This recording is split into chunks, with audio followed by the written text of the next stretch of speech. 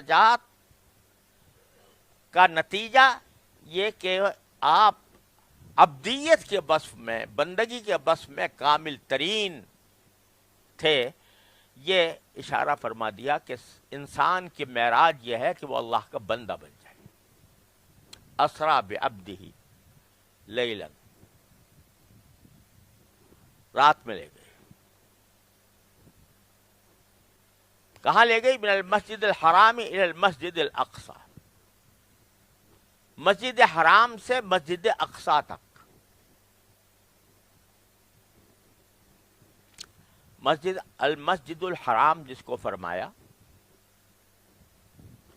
یہ کعبۃ اللہ کے ارد گرد جو خالی جگہ ہے، اس خالی جگہ کو بیت اللہ کے ساتھ ملا کر پورے کا نام المسجد الحرام رکھا ہے قرآن کریم میں. جاہلیت کے زمانے میں المسجد الحرام کا لفظ استعمال نہیں ہوتا تھا، قرآن نے استعمال کیا. جاہلیت کے زمانے میں البیت کا لفظ استعمال کرتے تھے، البیت الحرام. وجہ اس کی یہ تھی کہ کعبہ تو حضرت ابراہیم علیہ السلام نے تعمیر فرمایا تھا، اور اس کو اللہ تعالی نے قبلہ بنایا تھا. پچھلے زمانوں میں لوگوں نے اس کے ارد گرد اپنے گھر بنائے ہوئے تھے. اس کی کوئی چار دیواری نہیں تھی، اور گھروں کے اور بیت اللہ کے درمیان جو حصہ تھا وہ طواف کے لیے استعمال ہوتا تھا، مطاف جس کو کہتے تھے. کوئی چار دیواری نہیں تھی. قرآن کریم نے پہلی بار اس کا نام المسجد الحرام رکھا، اور حرمت والی مسجد.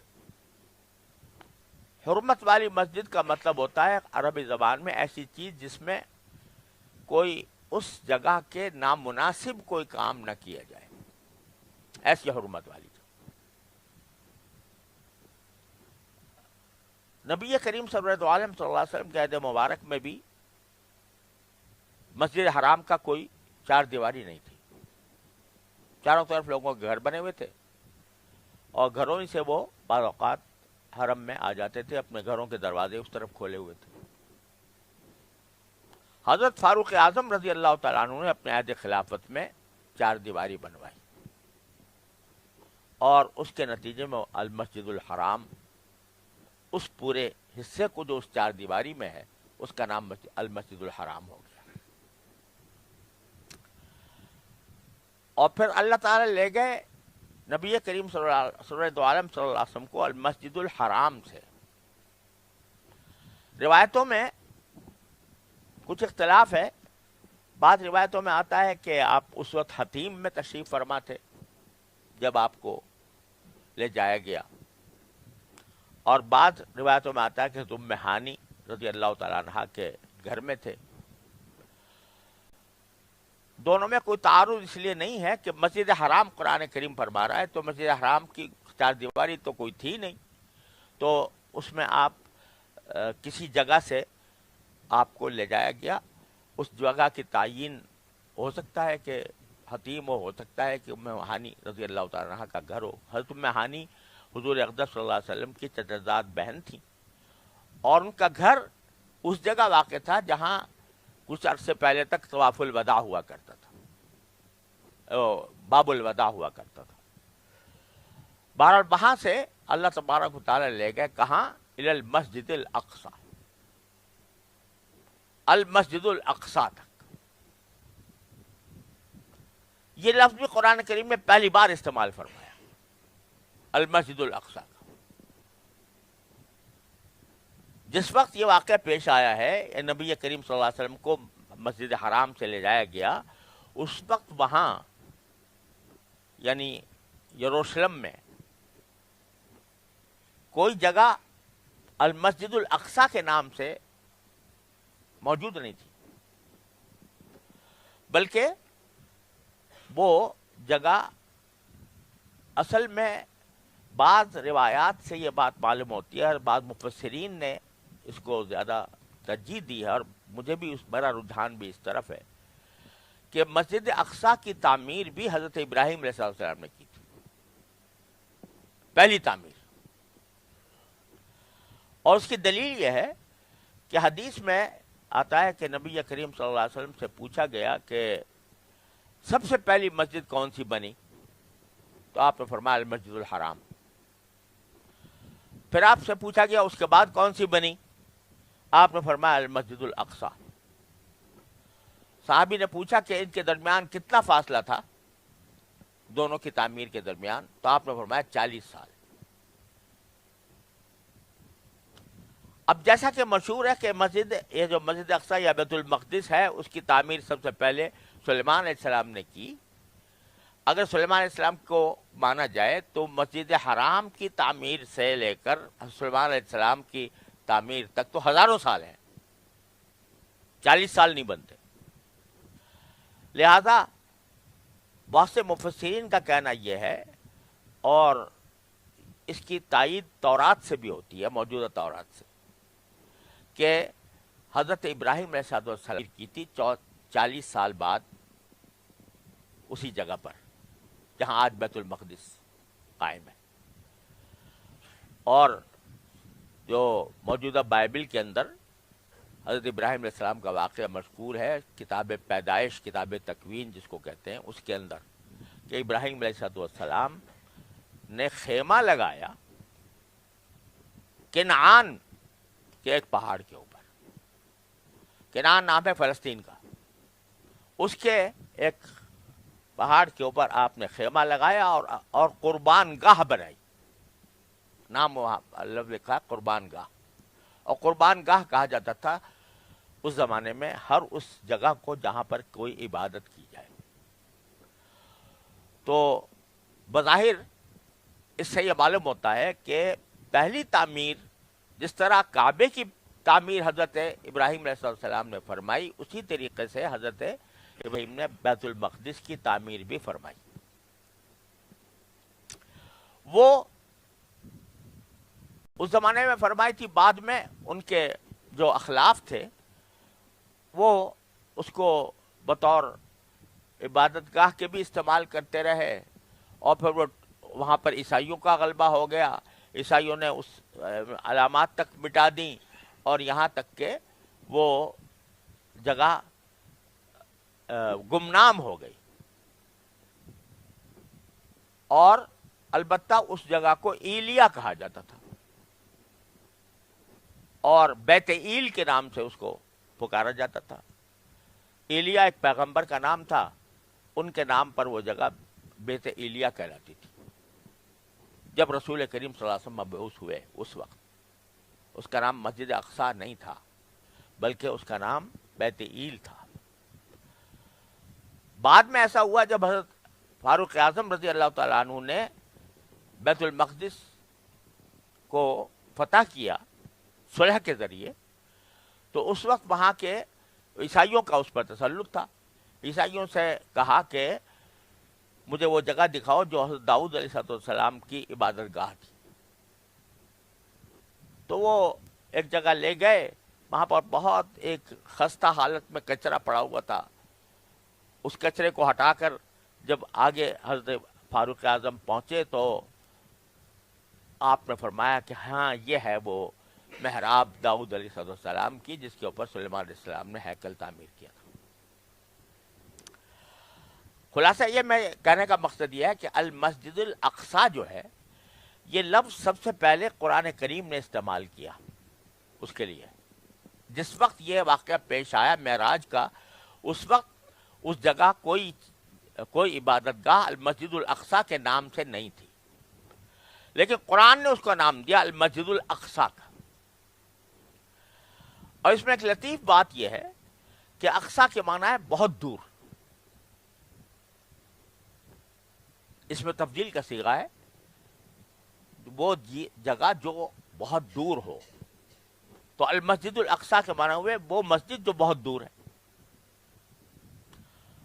اور چونکہ اس میں تبدیل ہے لہذا کسی اور مسجد سے زیادہ دور.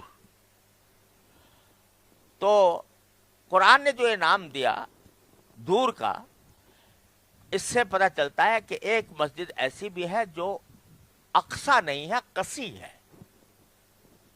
یعنی زیادہ دور نہیں ہے، کچھ کم دور ہے، اور وہ ہے مسجد نبوی.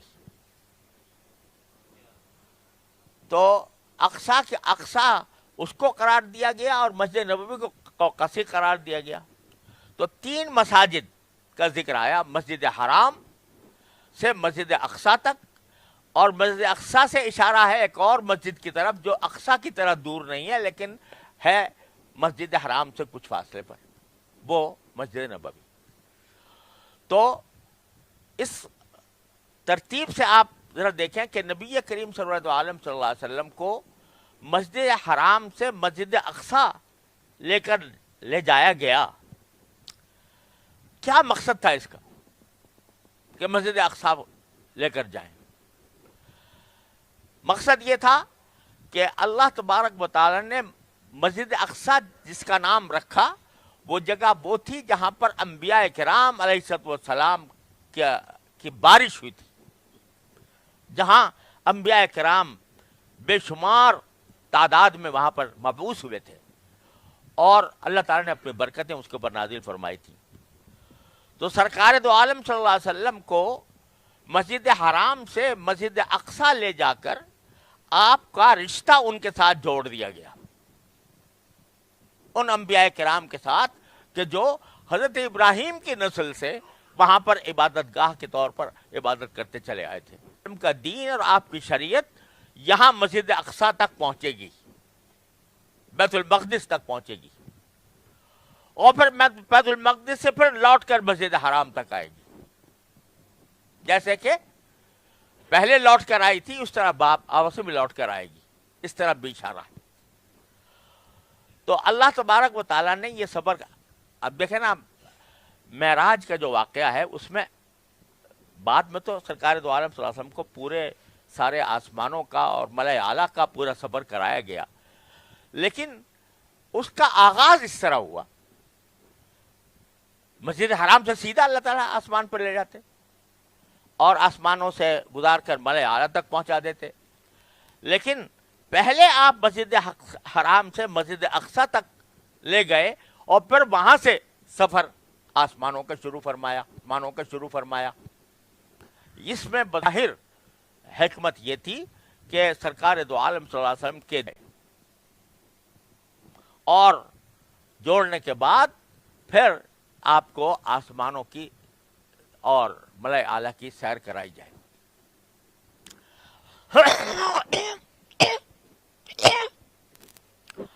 تو فرمایا کہ من المسجد الحرام الى المسجد الاقصى الذي باركنا حوله، وہ مسجد اقصی جس کے ارد گرد ہم نے برکتیں نازل کی. یہ قرآن کریم نے کئی جگہ فلسطین اور شام کے علاقے کو ارض مقدسہ کہا ہے، اور یہ فرمایا کہ یہ وہ جگہ ہے جن کے اندر ہم نے برکتیں نازل کی ہیں. سورہ سبا میں وَجَعَلْنَا بَيْنَهُمْ وَبَيْنَ الْقُرَى الَّتِي بَارَكْنَا فِيهَا قُرًى ظَاهِرًا. تو وہاں پر بھی شام کی اور فلسطین کے علاقے کو مبارک قرار دیا گیا ہے. مبارک دو جہتوں سے، ایک تو یہ کہ اللہ تبارک و تعالیٰ نے اپنے انبیاء کرام اس علاقے میں بہت زیادہ مبعوث فرمائے. انبیاء کرام کی دعوت کا مرکز، دوسرا ظاہری اعتبار سے بھی سرسبز و شاداب، زرخیز اور خوبصورت مناظر والا. تو ظاہری برکتیں بھی ہیں اور باطنی برکتیں بھی ہیں. تو باری تعالیٰ فرماتے ہیں کہ اپنے بندے کو لے گئی وہ ذات مسجد حرام سے مسجد اقصی تک، الذی بارکنا حولہ، جس کے ارد گرد ہم نے برکتیں نازل کی تھی، لنریہ من آیاتنا، تاکہ ہم نبی کریم صلی اللہ علیہ وسلم کو اپنی نشانیاں دکھائیں، آنکھوں سے دکھائیں، اپنی قدرت کی نشانیاں آنکھوں سے دکھائیں. حضرت کہ رب ارینی کیف تحیی الموتى، اے پروردگار مجھے ذرا دکھائیے کہ آپ مردے کو کیسا زندہ کرتے ہیں۔ اللہ نے فرمایا اولم تؤمن، کیا تمہیں ایمان نہیں؟ فرمایا ایمان تو ہے، ولکن لیطمئن قلبی، لیکن اس لیے پوچھ رہا ہوں کہ تاکہ میرا دل پوری طرح مطمئن ہو جائے، یعنی آنکھوں سے دیکھ کر جو انسان کو جو علم حاصل ہوتا ہے وہ محض سننے سے یا محض مان لینے سے حاصل نہیں ہوتا، لہذا میں دیکھنا چاہتا ہوں۔ تو مفسرین فرماتے ہیں کہ یہاں نبی کریم صلی اللہ علیہ وسلم نے نہیں فرمایا تھا کہ مجھے دکھائیے، لیکن اللہ تعالیٰ نے براہ راست فرمایا کہ لنوریہ من آیاتنا، ہم آپ کو لے گئے تاکہ ہم ان کو آنکھوں سے دکھا دیں اپنی نشانیاں۔ اب یہ نشانی ایک تو یہی زبردست نشانی کہ رات کے وقت میں تھوڑے سے وقت میں مسجد حرام سے مسجد اقصی تک کا سفر کرا دیا۔ اس زمانے میں مسجد حرام سے مسجد اقصی تک کا جو فاصلہ تھا وہ 40 دن میں طے ہوتا تھا، اس میں 40 دن لگتے تھے، اور سرکار دو عالم صلی اللہ علیہ وسلم کو ایک ہی رات میں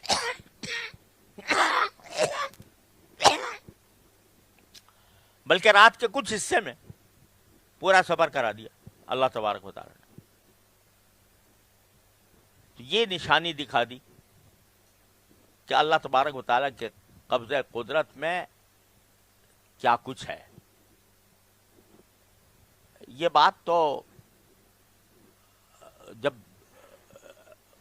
پرانے فلاسفہ اس قسم کی باتوں کے اوپر یہ اعتراض کرتے تھے کہ بھائی یہ کیسے ہو سکتا ہے کہ 40 دن کا سفر جو ہے وہ 1 گھنٹے میں طے ہو جائے، لیکن اس وقت بھی ہمارے متکلمین نے یہ بات فرمائی تھی، اور آج کی سائنس نے بالکل ثابت کر دی کہ رفتار کی تیزی یہ ایسی چیز ہے جس کی کوئی حد مقرر نہیں کی جا سکتی۔ وہ ایک زمانے میں اگر کسی کے شخص سے یہ کہا جائے کہ بھئی آدمی جو ہے وہ 1 گھنٹے میں یا 1.5 گھنٹے میں ایک ملک سے دوسرے ملک چلا جائے تو وہ اس کو اچنبھا سمجھتا، لیکن اب ہو رہا ہے۔ تو جب انسان اپنے ذرائع سے تیز رفتار آلات ایجاد کر سکتا ہے تو وہ قادر مطلق اس نے چند لمحات میں پورا سفر طے کرا دیا۔ اب دیکھیں ایک اور بات عجیب ہے یہاں کہ یہ سفر کا آغاز تھا، یعنی مسجد اقصی تک کا جو سفر ہوا، بعد کا جو سفر ہے وہ زیادہ عجیب تھا کہ وہ آسمانوں کا سفر، اور آسمانوں کا سفر کس طریقے سے طے ہوا وہ احادیث کے اندر اس کی تفصیل آئی ہے۔ وہ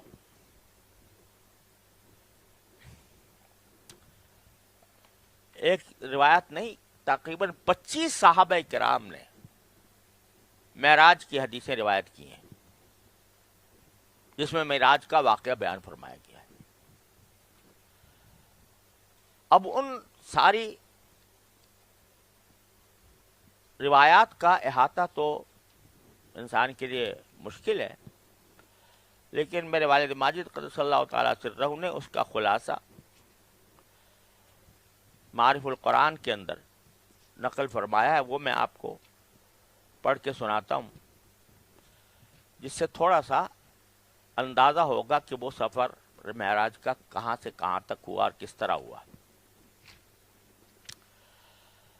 اس میں خلاصہ اس کا جو بیان فرمایا وہ یہ کہ نبی کریم صلی اللہ علیہ وسلم کو سفر اسراء بیداری میں پیش آیا۔ مکہ مکرمہ سے بیت المقدس تک یہ سفر براق پر ہوا۔ براق اللہ تعالیٰ نے ایک سواری بھیجی تھی نبی کریم صلی اللہ علیہ وسلم کے لیے۔ اب اللہ تعالیٰ اگر چاہتے تو کسی سواری کے بغیر بھی سفر کرا دیتے، لیکن اللہ تبارک و تعالیٰ کی حکمت، اس نے آپ نے براق بھیجا حضرت جبریل علیہ السلام کے ساتھ، اور آپ نے اس براق پر سوار ہوئے، اور جب دروازہ بیت المقدس پر پہنچے تو براق کو دروازے کے قریب باندھ دیا، اور آپ مسجد بیت المقدس میں داخل ہوئے، اور اس کے قبلے کی طرف تحیۃ المسجد کی 2 رکعتیں ادا فرمائیں۔ اس کے بعد ایک زینہ لایا گیا جس میں نیچے سے اوپر جانے کے درجے بنے ہوئے تھے، سیڑھیاں۔ اس زینے کے ذریعے آپ پہلے آسمان پر تشریف لے گئے، اس کے بعد باقی آسمانوں پر تشریف لے گئے۔ اس زینے کی حقیقت تو اللہ تعالیٰ کو معلوم ہے کیا تھا اور کیسا تھا۔ آج کل بھی زینے کی بہت سی قسمیں دنیا میں رائج ہیں، ایسے زینے بھی ہیں جو خود حرکت کرتے ہیں، لفٹ کی صورت کے زینے بھی ہیں۔ اس معجزانہ زینے کے متعلق کسی شک و شبے میں پڑنے کا کوئی مقام نہیں۔ ہر آسمان میں وہاں کے فرشتوں نے آپ کا استقبال کیا، اور ہر آسمان میں ان انبیاء علیہ السلام سے ملاقات ہوئی جن کا مقام کسی معین آسمان میں ہے۔ مثلا 6 آسمان میں حضرت موسیٰ علیہ السلام، اور 7ویں میں حضرت خلیل اللہ ابراہیم علیہ السلام سے ملاقات ہوئی۔ پھر آپ ان تمام انبیاء علیہ السلام کے مقامات سے بھی آگے تشریف لے گئے، اور ایک ایسے میدان میں پہنچے جہاں تقدیر کے قلم کے لکھنے کی آواز سنائی دے رہی تھی۔ فرشتے جو ہیں جب ان کو کسی تقدیر کا حکم دیا جاتا ہے وہ لکھتے ہیں، تو یہ حضور اقدس صلی اللہ علیہ وسلم نے بتایا کہ میں ایسے مقام پر پہنچا جہاں پر فرشتوں کے لکھنے کی آواز آ رہی تھی۔ لکھنے سے بھی تھوڑی سی ہلکی سی آواز پیدا ہوتی ہے، تو اس کی آواز پہ آ رہی تھی، اور آپ نے سدرۃ المنتہا کو دیکھا۔ سدرۃ المنتہا ایک بیری کا درخت، بیر کا درخت ہے جو جنت کے اعلیٰ مقام پر ہے۔ وہ اس کو سدرۃ المنتہا اس لیے کہا جاتا ہے کہ اس بیری سے آگے کسی کے آگے بڑھنے کی مجال نہیں ہے۔ سدرۃ المنتہا، منتہا کے معنی وہ جگہ جس پر کسی کی پہنچ ختم ہو گئی، اس لیے اس کو سدرۃ المنتہا کہا جاتا ہے کہ وہ بیری کا درخت ایسا ہے کہ اس پر اس سے آگے کسی کے بڑھنے کی مجال نہیں ہے، اور جنت بھی اسی کے ساتھ ساتھ عندہا جنت الماوا۔ وہاں آپ کو لے جایا گیا جس پر اللہ جل شانہ کے حکم سے سونے کے پروانے اور مختلف رنگ کے پروانے گر رہے تھے،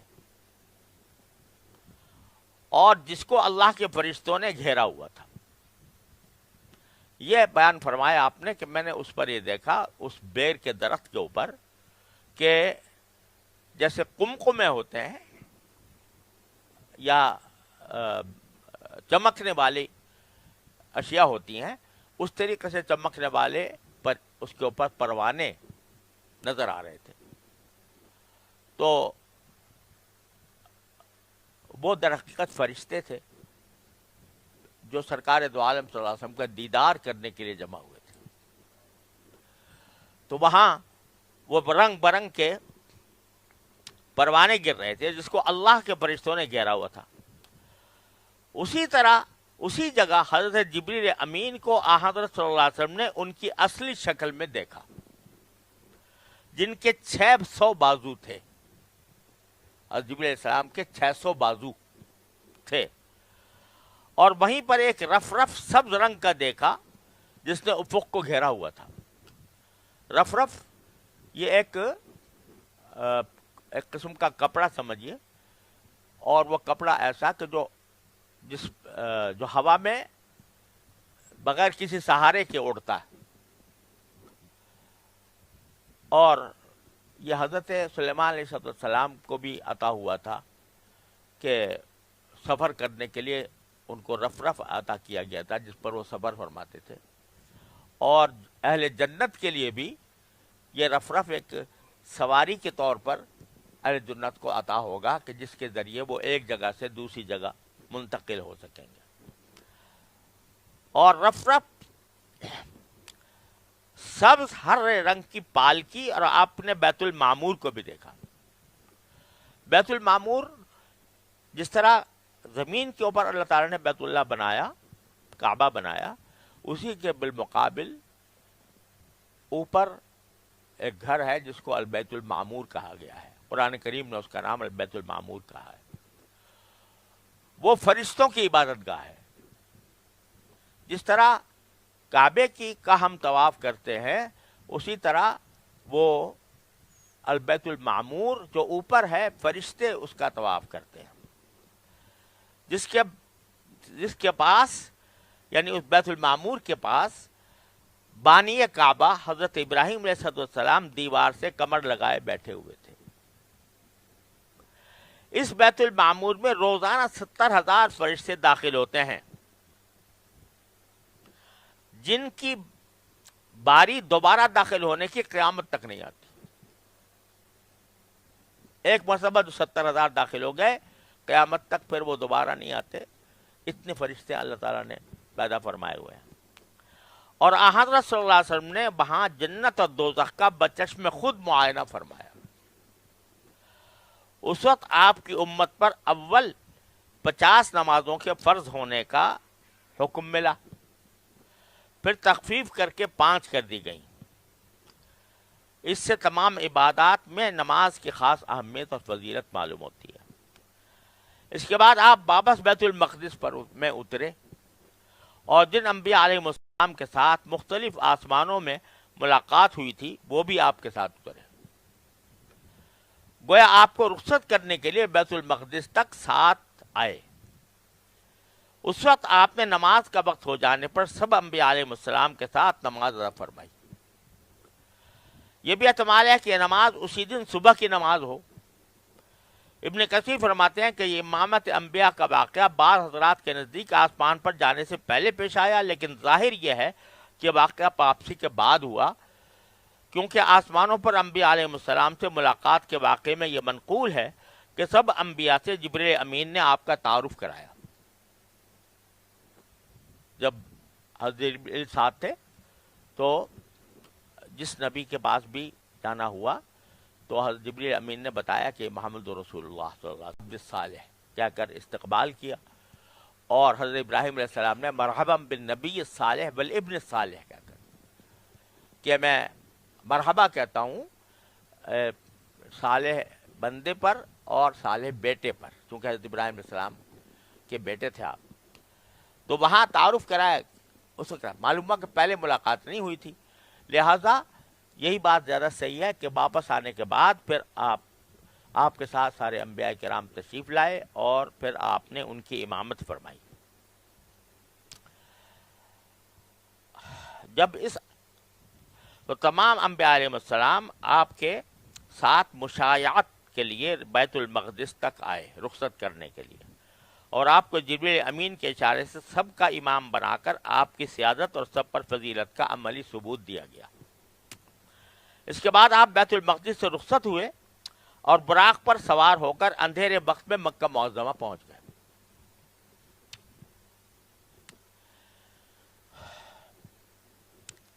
اب یہ واقعہ قرآن کریم نے بیت المقدس تک جانے کا تو ذکر فرمایا، اور آگے جانے کا ذکر قرآن نے یہاں پر نہیں کیا۔ احادیث میں بہت تفصیل کے ساتھ آیا ہے سارا واقعہ۔ بظاہر وجہ یہ ہے کہ بیت المقدس تک آپ کو لے جانا یہ ایک ایسا معاملہ تھا جس سے آپ کی نبوت کا کھلم کھلا ثبوت لوگوں کو مل جائے۔ چنانچہ جب رسول کریم سرور دو عالم صلی اللہ علیہ وسلم نے لوگوں کو بتایا کہ آج کی رات میں راتوں رات مسجد حرام سے مسجد اقصی تک ہو کر آیا ہوں، بیت ایل تک ہو کر آیا ہوں، تو جو بڑے بڑے وہاں کے سردار تھے انہوں نے مذاق اڑانے کی کوشش کی۔ تو ان میں سے بعض وہ تھے کہ جو ہر سال تجارت کے لیے جایا کرتے تھے شام، اور بیت المقدس بھی جاتے تھے. ان کو پتا تھا کہ یہاں پر ایک مقدس مقام یہودیوں کا یا نصارہ کا موجود ہے. تو انہوں نے کہا کہ اچھا پھر ہم آپ کا امتحان لیتے ہیں کہ وہ کیسا ہے، بیت المقدس کی کیا شکل ہے، اس میں کون سا دروازہ ہے، کیسا ہے. تو اب ظاہر ہے رات کو آپ تشریف لے گئے تھے، اور ایک ایک جزوی تفصیل تو بس اوقات یاد نہیں رہتی، لیکن جب آپ سے یہ مطالبہ کیا گیا تو اللہ تعالیٰ نے منکشف فرما دیا، اور جو سوال جو کر رہا تھا اس کا جواب سرکار دو عالم صلی اللہ علیہ وسلم دے رہے تھے. کہ جو پوچھ رہا تھا کہ وہاں دروازہ کون سا ہے، کہاں ہے، کس طرح ہے، تو سرکار دو عالم صلی اللہ علیہ وسلم اس کا جواب بے ساختہ دے رہے تھے. تو ان پر یہ بات واضح ہو گئی کہ واقعتاً یہ سفر کیا تھا رسول کریم صلی اللہ علیہ وسلم. یہ بات کھلم کھلا ان کے مشاہدے میں آ گئی.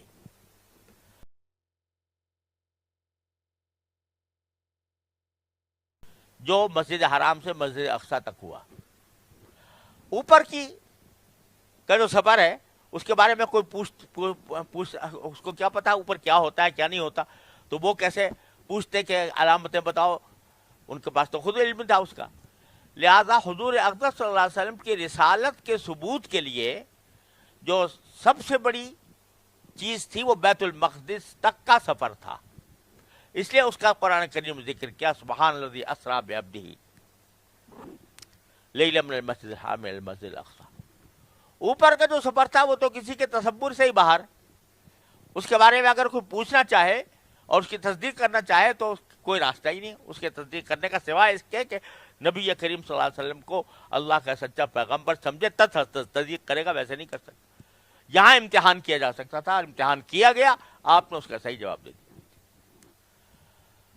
ایک روایت حافظ ابن کثیر رحمۃ اللہ علیہ نے تفسیر میں نقل کی ہے، اگرچہ وہ واقدی کی روایت ہے، اور واقدی کو بہت زیادہ مضبوط راوی نہیں کہا گیا، لیکن حافظ ابن کثیر نے نقل کر دیا. حافظ ابن کثیر خود بڑے نقاد ہیں، روایتوں کے اندر ایسا احتیاط کرتے ہیں. لیکن واقدی کی روایت نقل کی ہے کہ جس وقت بادشاہ روم ہرقل نے حضرت ابو سفیان، اس وقت کافر تھے، ان کو بلایا تھا، اور حضور اقدس صلی اللہ علیہ وسلم نے قیصر روم کو خط لکھا تھا اسلام کی دعوت کے لیے. تو ہرقل جو بادشاہ تھا اس نے یہ کہا تھا کہ مکہ مکرمہ کے جو لوگ آتے ہیں یہاں پر تجارت کے لیے، ان میں سے جو حضور کے نسب کا قریبی آدمی ہو اس کو میرے پاس بھیجو. تو ابو سفیان کے پاس بھیجا پیغام. ابو سفیان سے اس نے ہرقل نے بہت سے سوالات کیے.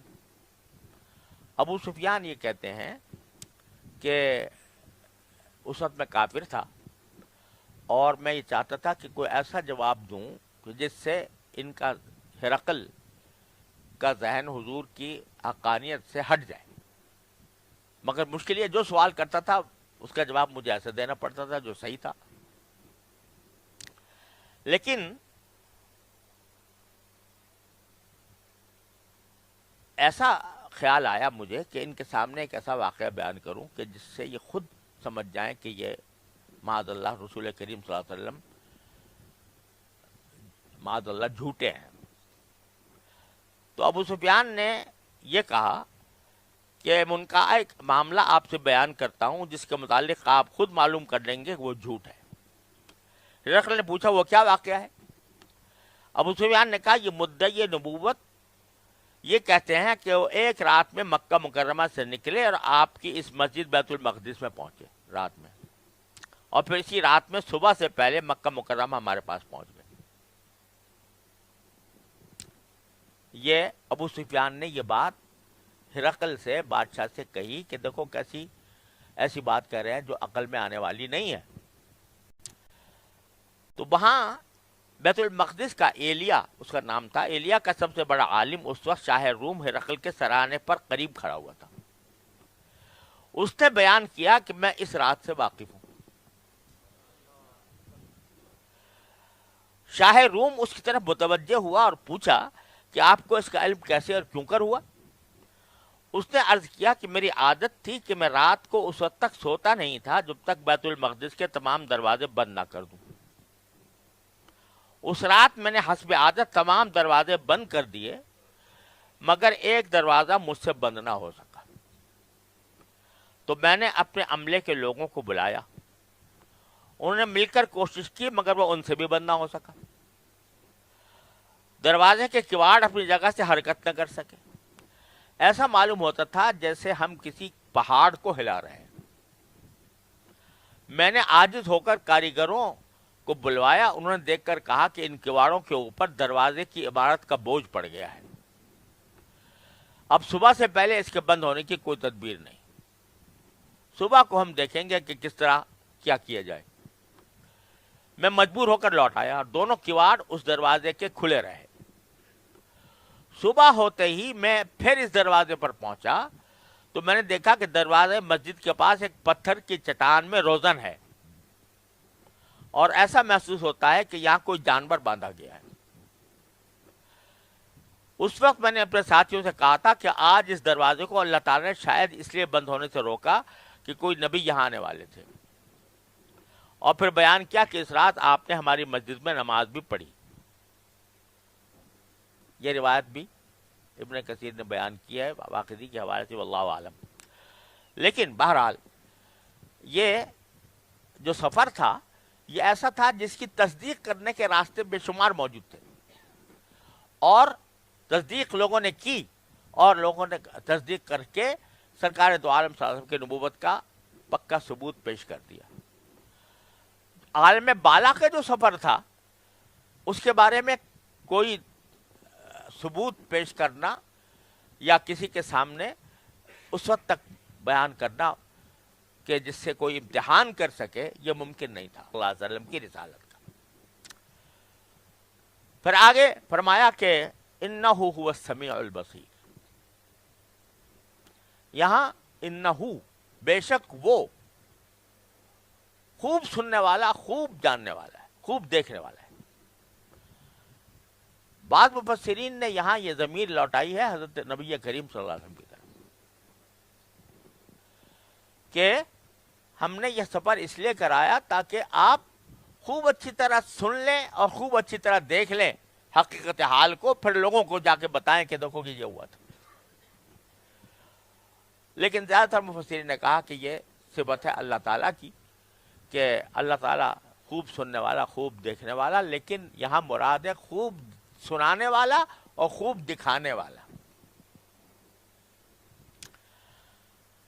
اس سارے واقعے کا آگے مقصد بیان کرتے ہوئے باری تعالیٰ فرماتے ہیں کہ نبی کریم صلی اللہ علیہ وسلم کو جو یہ سفر کرایا گیا یہ اس لیے کرایا گیا تاکہ آپ نے بھی جو دین آیا تھا وہ بھی انہی باتوں کی تصدیق کرتا ہے جو رسول کریم صلی اللہ علیہ وسلم لے کر تشریف لائے.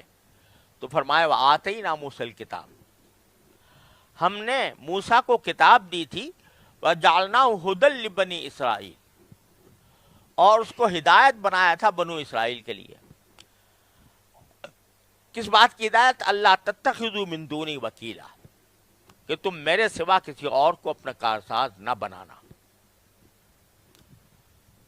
ذریت من حملنا مع نوح، اور ان کو خطاب کرتے ہوئے بنی اسرائیل کو خطاب اس طرح کیا کہ تم ان لوگوں کی اولاد ہو جن کو ہم نے نوح علیہ السلام کے ساتھ کشتی میں سوار کیا تھا.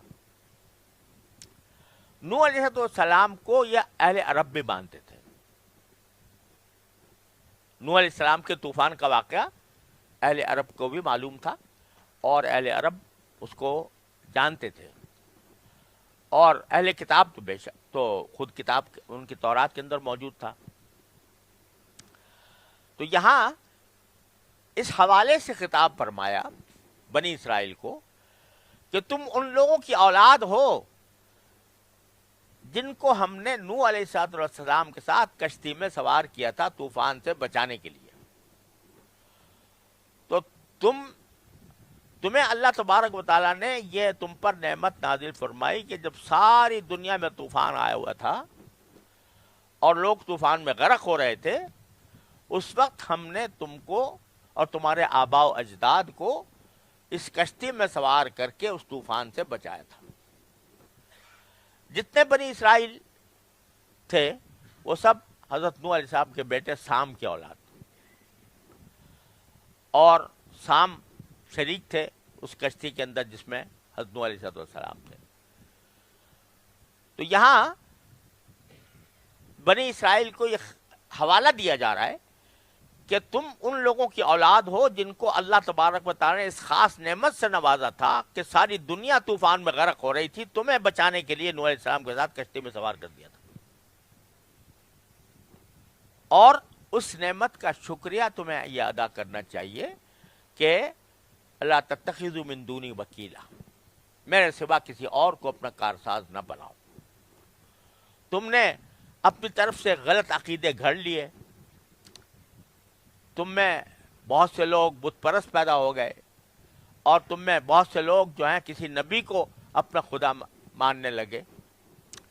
تو یہ ناشکری کی انتہا ہے. حالانکہ نوح علیہ السلام خود جو تھے انہ کان عبدا شکورا، وہ بڑے شکر گزار بندے تھے. یعنی ان پر اللہ تبارک و تعالیٰ نے جو نعمتیں عطا فرمائی تھیں ان نعمتوں کے شکر میں انہوں نے اپنی ساری زندگی گزاری. تو اب تم لوگوں کو بھی چاہیے کہ ان کی پیروی کرتے ہوئے اللہ تبارک و تعالیٰ کی توحید پر ایمان رکھو اور اپنے اللہ کے سوا کسی کو اپنا کارساز نہ بناؤ. اللہ تتخذوا من دونی وکیلا. اور یہی پیغام ہمارے یہ نبی جن کو ہم نے بیت المقدس کی سیر کرائی وہ یہی پیغام لے کر آئے ہیں. تو تم ان کے ساتھ تعاون کرو، ان کے دست و بازو بنو، اور ان کے دست و بازو بن کر ان کی مدد کرو اور ان کے ساتھ اس دعوت میں شریک ہو جاؤ، کیونکہ تمہارے اور ان کے دین میں بنیادی طور پر کوئی فرق نہیں ہے. جو اللہ نے تم پر نازل کیا تھا وہی ان پر بھی نازل فرمایا. اور نوح علیہ السلام کا ذکر کرتے ہوئے اللہ تبارک و تعالی نے خاص طور سے ان کا جو وصف ذکر فرمایا کہ انہ کان عبدا شکورا، وہ ایسے بندے تھے، شکر گزار بندے تھے. دو چیزیں خاص طور پر ان کی بیان پر ہوئی. ایک تو بندے تھے، یعنی بندگی کا وصف اعلیٰ درجے کا موجود تھا، اور دوسرے شکر گزار تھے. شکر گزار آپ یہ دیکھیں کہ 950 سال دنیا میں آئے رہے اور مخالفتوں کے طوفان سے گزرے، مصائب کے طوفان سے گزرے، لیکن کوئی حرف شکایت زبان پر نہیں آیا. اللہ تبارک و تعالیٰ کی نعمتوں پر ہمیشہ شکر ادا کرتے رہے. تو معلوم ہوا کہ اللہ تعالیٰ کو اپنے بندوں سے جس چیز کے ساتھ زیادہ تعلق ہے، مضبوط ہوتا ہے جس سے اللہ تعالیٰ کے ساتھ، وہ یہ کہ بندہ شکر گزار بنے. اللہ تعالیٰ کی نعمتوں کا جو کچھ بھی اس کو نعمت حاصل ہوئی ہے اس پر اللہ تعالیٰ کا شکر ادا کرنے کا اہتمام کرے تو وہ بندہ اللہ تعالیٰ کا قرب حاصل کرے گا. انہ کان عبدا شکورا. آگے بھی جو سورہ بنی اسرائیل میں آپ جو آگے آیات آنے والی ہیں انشاءاللہ، تو اس میں بنی اسرائیل کو ان کی تاریخ یاد دلا کر ان کو یہ کہا گیا ہے کہ تمہیں کیسی کیسی نعمتوں سے اللہ تعالیٰ نے نوازا لیکن تم نافرمانی پر تلے رہے. اور وہی ہدایات جو تورات نے دی تھی وہ محمد رسول اللہ صلی اللہ علیہ وسلم لے کر آئے ہیں، تو تمہیں ان کے ساتھ تعاون کرنا چاہیے.